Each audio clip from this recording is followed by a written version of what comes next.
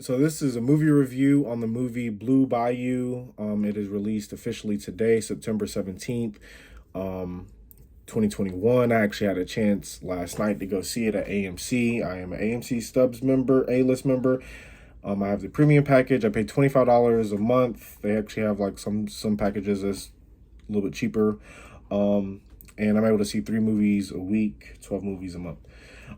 So the movie Blue Bayou, it is written, directed, and it stars Justin Chon. He plays Antonio LeBlanc.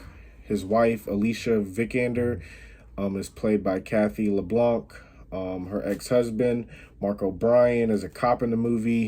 He plays the character Ace.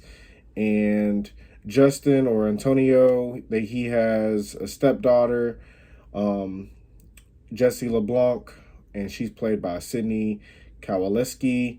But pretty much Ace and Kathy have Jessie, and ends up meeting Justin later on, or Antonio later on. He was officially adopted by a white couple in the late 80s. He's actually from Korea. They went through the adoption process, what they deemed legal at that time, but he was not granted full citizenship or even residence. He ends up getting Kathy pregnant with her second child, and it pretty much just stars him ending up being in a very bad situation. He had previously had some felonies from stealing bikes, and he's actually trying to look for a job currently.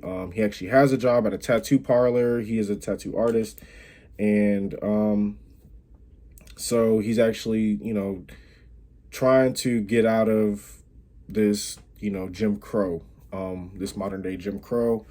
But he's married. Mark, who plays Ace, he's a cop. He ends up going into the grocery store.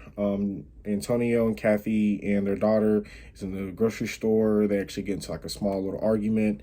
Ace overhears. He's actually with his partner. His partner ends up starting some shit with Antonio. Antonio actually gets charged, and he ends up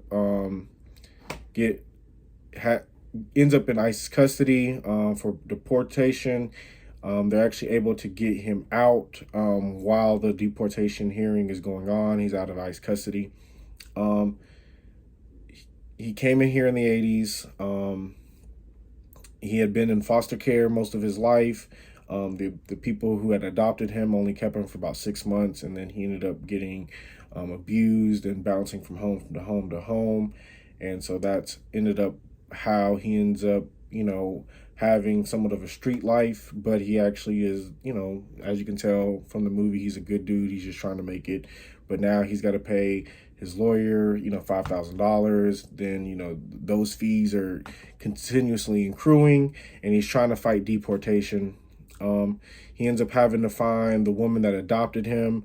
Both him and her were actually getting beat by her husband at that time, who's actually dead. Tries to get her to come testify at his hearing. Initially, she's like, no. So things are actually starting to work out for him. He's actually able to get a lot of people that he needed for his hearing. And he ends up meeting this lady named Parker. She's terminally ill.